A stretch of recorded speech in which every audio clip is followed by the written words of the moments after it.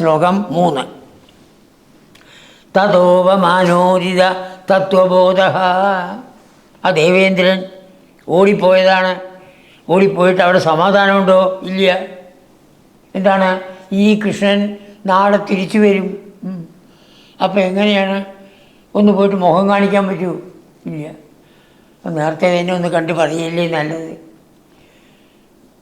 അവമാനം മൂലം തത്വബോധം ഉണ്ടായി. തത്വബോധം യഥാർത്ഥമായിട്ട് ആരാണെന്നുള്ളത്. യഥാർത്ഥമായിട്ട് ഈ കുട്ടി വെറും ഗോപക്കുട്ടിയല്ല, ആ വിഷു തന്നെയാണ് എന്നുള്ളത് മുമ്പ് അറിയാം.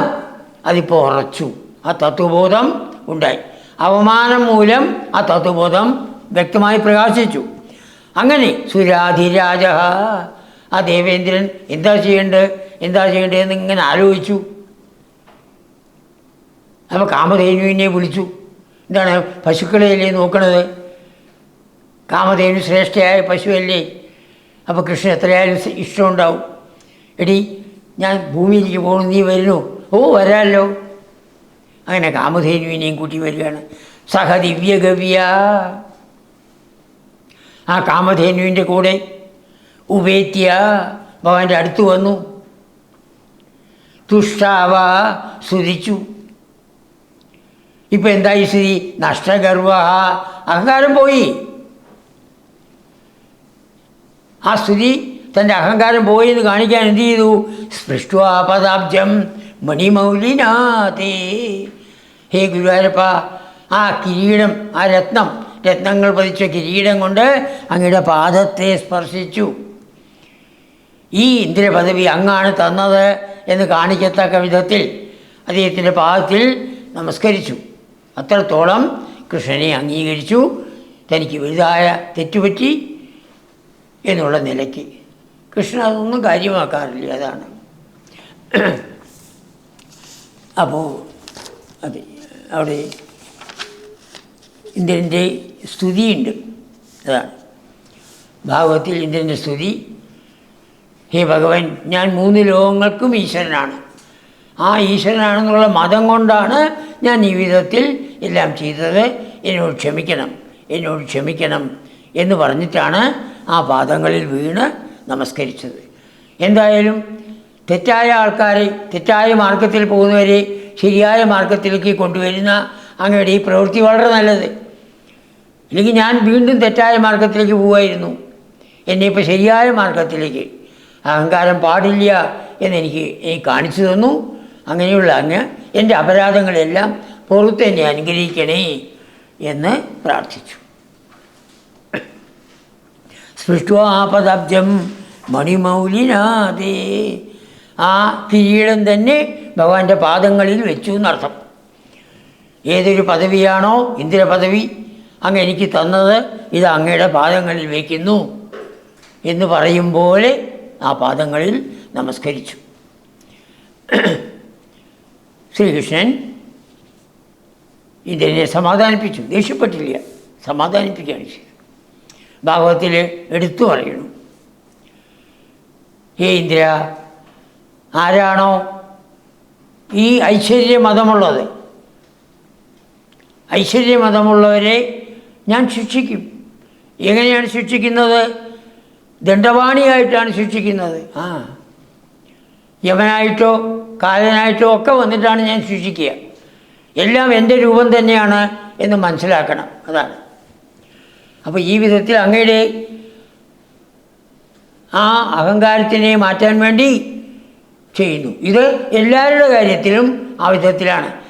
അവർക്ക് എന്ത് സമ്പത്തുണ്ടോ ആ സമ്പത്തിൽ നിന്ന് അവരെ മാറ്റും. ഭ്രംശ്യാമി, അവരെ അതിൽ നിന്ന് ഭ്രംശിപ്പിക്കും, അത് മാറ്റിക്കൊടുത്താവും. എന്തുകൊണ്ട്? ഇച്ഛാമ്യനുഗ്രഹം, അവരെ അനുഗ്രഹിക്കണം. എനിക്ക് ആരോടും ദേഷ്യമില്ല. സുഹൃത്തും ശത്രുവും എനിക്ക് ഒരേപോലെയാണ്, രണ്ടും ഒരേപോലെയാണ്. അതുകൊണ്ട് അങ്ങയുടെ ഗുണത്തിനെ ആഗ്രഹിച്ചിട്ടാണ്, നന്മയെ ആഗ്രഹിച്ചിട്ടാണ് ഞാൻ ഈ വിധം ചെയ്തത്. പൊക്കോളൂ. അങ്ങ് മാത്രമല്ല എല്ലാ ദേവന്മാരോടും ഞാൻ പറയുകയാണ്, ഐശ്വര്യം പദവി എന്നുള്ളതായ ആ അഹങ്കാരം കൊണ്ട് നിങ്ങൾ ജനങ്ങളെ ഉപദ്രവിക്കാൻ പാടില്ല. ഓരോരുത്തർക്കും എന്തെന്ത് ജോലിയാണോ തന്നിരിക്കുന്നത് ആ ജോലി ചെയ്തുകൊണ്ട് നിങ്ങളിവിടെ കഴിയണം എന്നുള്ളതായ വലുതായ ഒരു ഉപദേശം അവിടെ ഭാഗവത്തിൽ കൊടുക്കുന്നുണ്ട്. നിങ്ങളെല്ലാവരും എന്ത് അധികാരമാണോ നിങ്ങൾക്ക് തന്നിരിക്കുന്നത് ആ അധികാരത്തിനനുസരിച്ച് ജീവിക്കണം എന്നവരോട് പറഞ്ഞു.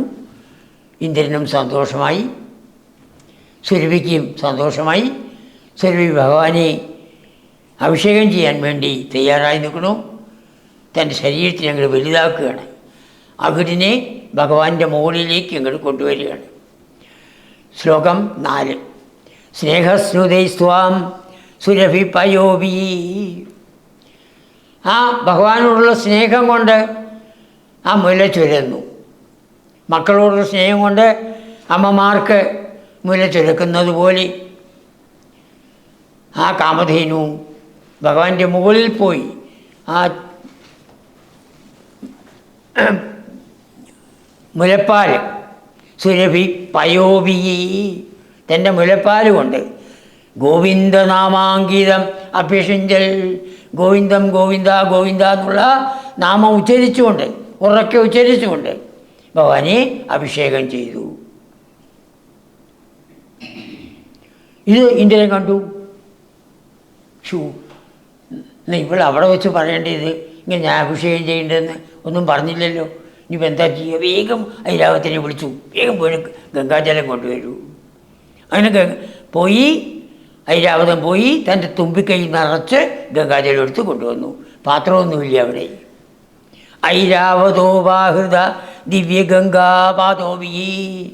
അങ്ങനെ ഐരാവതം തൻ്റെ തുമ്പിക്കൈയിൽ കൊണ്ടുവന്നതായ അത് കൊണ്ട് ഈ പാലിനെ മുഴുവൻ അല്ലേ അതൊക്കെ കഴുകിക്കളഞ്ഞു. ഇന്ദ്രോവിജ ജാതഹർഷ. ഇതിന് എന്തെന്നില്ലാത്ത സന്തോഷമുണ്ടായി. അങ്ങനെ സുരഭി കാമധേനു തൻ്റെ അകിട്ടിൽ നിന്നുള്ളതായ ആ ഇളം ചൂടുള്ള പാലുകൊണ്ട് എപ്പോഴാണോ ഭഗവാനെ അഭിഷേകം ചെയ്തത് ഗോവിന്ദ ഗോവിന്ദ ഗോവിന്ദ എന്ന് പാടിക്കൊണ്ട് അഭിഷേകം ചെയ്തത്, ഇന്ദ്രനാൽ പറഞ്ഞയക്കപ്പെട്ട ഐരാവതം ആ ഗംഗയിൽ നിന്നുള്ളതായ ജലത്തിനെ കൊണ്ടുവന്ന് അതുകൊണ്ട് ഈ ഭഗവാനെ അഭിഷേകം ചെയ്തപ്പോൾ ഇന്ദ്രനും എല്ലാവർക്കും എന്തെന്നില്ലാത്ത സന്തോഷമായി. ഓർമ്മ വേണം, ഗോപന്മാരോ ഗോപികൾ ആരുമില്ല അവിടെ.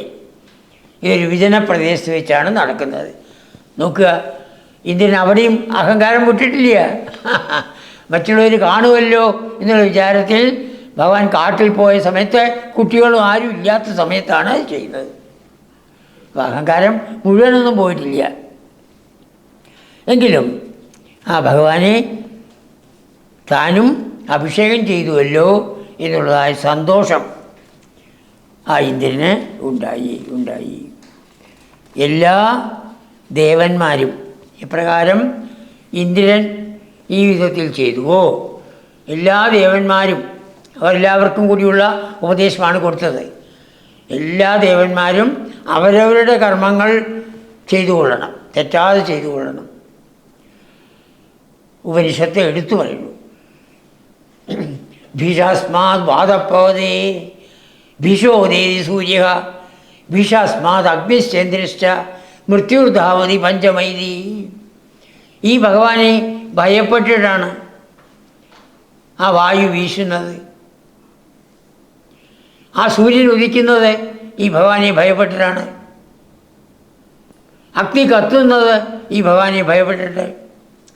ഇന്ദ്രനിപ്പോൾ എല്ലാം പ്രവർത്തിക്കുന്നത് ഭഗവാനെ ഭയപ്പെട്ടിട്ടാണ്. അത് മാത്രമല്ല, ആ യമൻ തനിക്ക് ഏത് കർമ്മമാണോ തന്നെ ഏൽപ്പിച്ചിരിക്കുന്നത് ആ കർമ്മം അല്പം പോലും സമയം തെറ്റാതെ ചെയ്യുന്നു. യമൻ്റെ പണി അതാണല്ലോ. ഓരോരുത്തർക്കും എപ്പോഴാണ് ഇവിടുന്ന് പോകാനുള്ളത് ആ സമയത്ത് എത്തണം. അത് കൃത്യമായിട്ട് ചെയ്യുന്നു. എല്ലാ ദേവന്മാരും ഏതേത് കർമ്മങ്ങൾ അവരെ ഏൽപ്പിച്ചുവോ ആ കർമ്മം നന്നായി ചെയ്യുന്നത് ഇവനെ ഭയപ്പെട്ടിട്ടാണ് എന്ന് ഉപനിഷത്ത് പറയുന്നു. ആരും ഭഗവാനെ ഭയപ്പെടേണ്ട ആവശ്യമില്ല. ഭഗവാന്റെ ശക്തി കൊണ്ടാണ് ഇതെല്ലാം എന്ന് നമ്മൾ ഓർപ്പിച്ചാൽ മതി. ഭഗവാന്റെ ശക്തി കൊണ്ടാണ് നമ്മൾ ഓരോരുത്തരും എല്ലാ കർമ്മങ്ങളും ചെയ്യുന്നത് എന്ന് മനസ്സിലാക്കിക്കൊള്ളണം.